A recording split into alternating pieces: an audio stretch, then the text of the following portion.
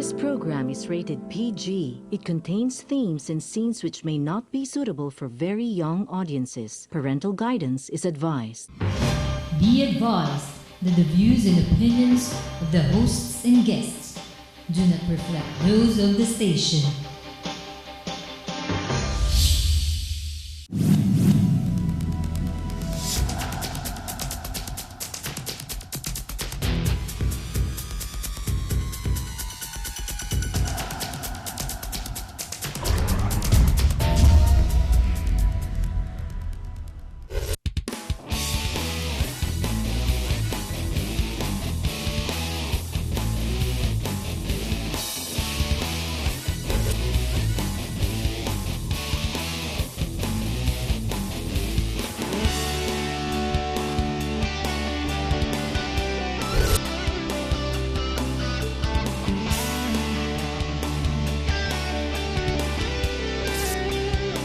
You are what you watch.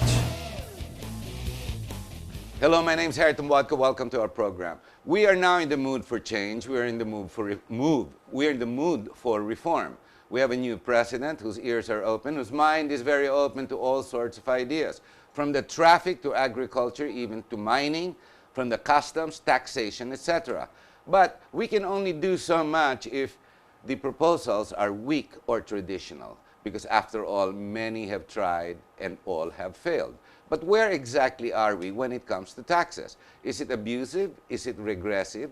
Does it disincentivize? After all, what's happening in the first world countries? Big companies are moving out from very developed countries, moving out to other countries simply because the taxes are unbearable. Tayo po, binabanatan po tayo ng 30% to 32%. And what do? We just take it. Now, there are some ideas to stop taxes, to bring it down from 32% to 25%.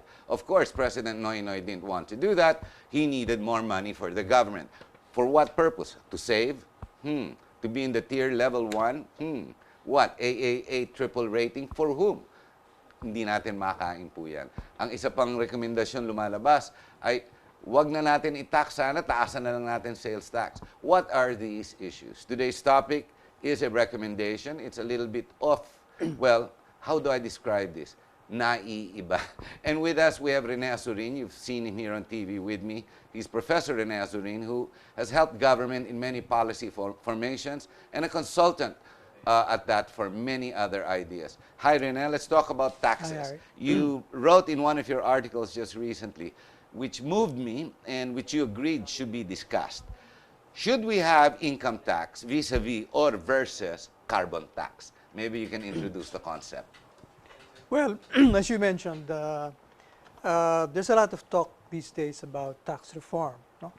And the proposals being mentioned, reducing the income tax rate from 32 to 25, raising the exemption from 500,000 to 1 million, etc. These are good proposals. I mean, it would lead to a better tax structure, no? But these are basically conventional proposals. In fact, these kind of reductions in the income tax rate will not even make us be competitive with other countries like Singapore and Hong Kong. No? We will still be. Pero mababa ang tax nila doon. You're talking 17-18%. Yeah, that means even if we reduce it to 25, we'll still be higher. No? So. Okay, good point. So this may not help really in terms of if the objective is to make us more competitive, to make locating here more competitive for foreign businesses. No? And essentially what I was proposing in the article you mentioned is that we take a bolder approach to tax reform. Kung tax reform na rin ang pag-uusapan natin. No? Pero your approach, your recommendation is not just bold. I mean, it's like the Brexit. I mean, scrap income taxes altogether and replace this with different kinds of excise tax, ad valorem tax, consumption tax. Essentially, the idea is remove income tax, remove taxes on income, and replace it with taxes on consumption. Okay? And Equal ba ang income niyan? I'm talking about ang kubra ng gobyerno. Pag tinanggal mo yung income tax, papasok mo consumption tax. Pareho din ba yun? If I'm not mistaken, the BAR brings in what? 1.9 trillion na, no? Now, at this point. Trillion, yeah. Can consumption tax, because alam ko yung sin tax, yung introduce yan. Right now, bumibira na yan ng mga 800B. If you take that out and you just introduce VAT, will it consumption tax, which is VAT?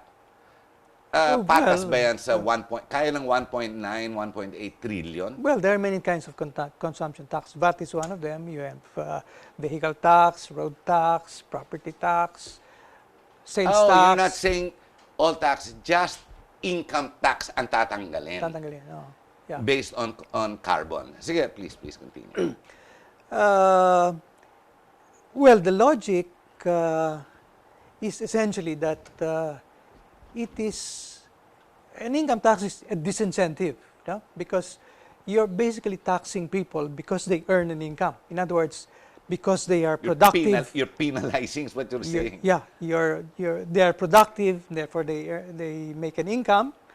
The business is successful, therefore it earns an income, and you're penalizing him for that by taking part of it away. Okay, so that's the income tax. That's what the income tax does. No? Now, my proposal is instead of income tax, instead of taxing income, in other words, instead of penalizing somebody because he earns, you tax carbon. No? In other words, you tax based on the impact on carbon emissions of a particular product or a particular activity. No? In that way, you are not penalizing somebody because he earns, but you are penalizing somebody because he pollutes. No? And therefore, in effect, you are charging somebody the cost of his activity or his product, because it dirties the environment, and therefore he penalizes, he harms all of us, So, and for therefore example, you must tax him. you have a combustion engine or an automobile, tataasan mo tax yan. Yeah, basically you increase the tax on Petrol. gasoline, on coal, on products that come out of Kuryente, petroleum. tataas yan, dapat. Tataas yan, no? Like plastics, no? Any plastic, anything that uses plastic, products that use plastics, Yeah, essentially the cans, canned goods. Yeah. How about imported products? Ganun din yan kasi may carbon footprint yan. Or vegetables can have a carbon footprint if they're made in Mindanao and they're traveled all the way to Metro Manila where the consumers are of high density. Yeah, but you will tax the transport, not the... The transport cost, Yeah. not the sale of the vegetable. Yes, So in other words, for example, sa mga palengke, itatax mo ngayon yung mga manok, mga galing sa malayo. Baboy, galing, for example, Hindi, pero hindi mo itatax yung nagbebenta ng manok. Tatax mo yung nag-transport. yung nag-transport. No. So in other words, sa gasoline pa rin, doon mo Gasoline, tatamaan. yeah. So ang cost niya tataas. Yeah, Won't basically, he increase his yeah. cost of sale of product? It Yeah. will. Yeah. So the more you consume, the more you pay. The more you consume, the more you pay, which is essentially a more equitable way of distributing the cost of government. No? So kung sinong payat, siya ang mas maraman. Yung mataba, mas pobre. Well, go ahead. Yeah. I'm just Yeah. making a Yeah. comedy out of it. Yeah. Yes, you with a serious face. No. Marami kang kinoconsume, marami kang babayaran. No? Konti ang kinoconsume mo, Mas konti kukunti. babayaran mo. And the logic is that the more you consume, the more you are a burden to society because you're using societal resources, the society's resources. No? So the more you use it up, dapat the more you should pay for the cost of government. Kasi tax is basically the cost of government. No? So the more you should share in the cost of governing the society because you're consuming more of its resources. You're not penalizing corporations though in this case, or are you? They will, because the corporations that produce oil, fuel, coal, and who engage in activities that are polluting. Hindi kaya sila ang yayaman, yung mga those that mine coal and produce electricity. So, mga Lopez o mga San Miguel, silang yayaman ngayon kasi tataas. Hindi kaya inequitable? You will, kasi you are taxing them. Their taxes will It's go a up. government, yes. It doesn't necessarily mean it's a profit. No. It's a regulated tax that will go to government. Yeah, the it's more consumption. It's like the sin tax. No? You're taxing the cigarette makers, okay, or the correct. alcohol makers. No? Dito, you're taxing. The consumers. Well, you're taxing the producer of coal or other. Yeah, of course it will be passed on. Well, that's they'll pass on the increased cost to the extent that the market can bear it. No? Where did you get this idea, Rene? This is a little.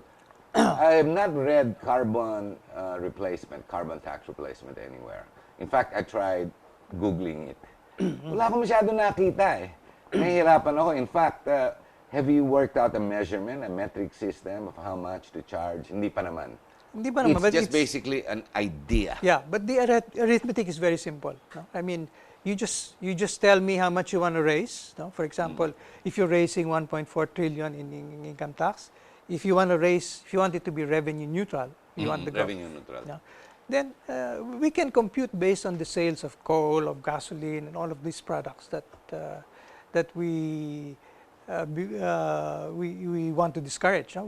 When you do this kind of legislation, should this go to Congress or should this be it in has the to be executive? It has to be. It can be an executive initiative that can be introduced through the. Hindi pwedeng mag-legislate sa BIR, no? Kailangan talaga Kongreso. Yeah, because it's a tax measure. It's a tax measure. Yeah. I tried reading and searching and Googling the BIR tax code, the Internal Revenue, and only to find out all the different positioning or the measurements or procedural. It does not rationalize in the Constitution the purpose of tax. It seems there is no valid statement that rationalizes the rule of tax. And tax goes back to the medieval ages, does it not? England in the old days, Yeah, diba? basically it's a tong. Diba? Tong. To run government for to the run purpose. government. Or the king, no? The king will confiscate part of your harvest, no? If you were a farmer. Purposely, for the purpose, for everybody, to serve everybody because of the army, Yeah, cost of government. yeah.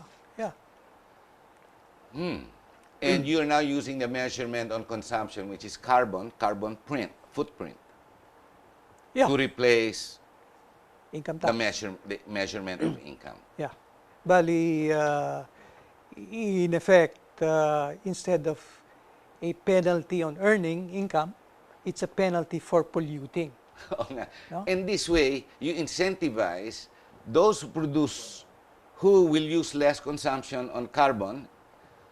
That is less of a load for the government as well. Yeah, essentially, it will increase the prices of the products that are more polluting, okay, because the tax is higher, okay? So that discourages, because the prices have risen, that will discourage consumption of those products. And it also encourage producers to use less carbon-intensive methods of production. No? Okay, we're going to have to take a short break, Rene. When we come back, we'll continue to discuss these issues. Now, no matter how dramatic it may sound, left or right, no matter which way you put it, it is a proposal that is ingenious, naiiba, but I'm not sure whether this has been used in any other country. Has it? No. We'll be right back. Stay with us. Usually,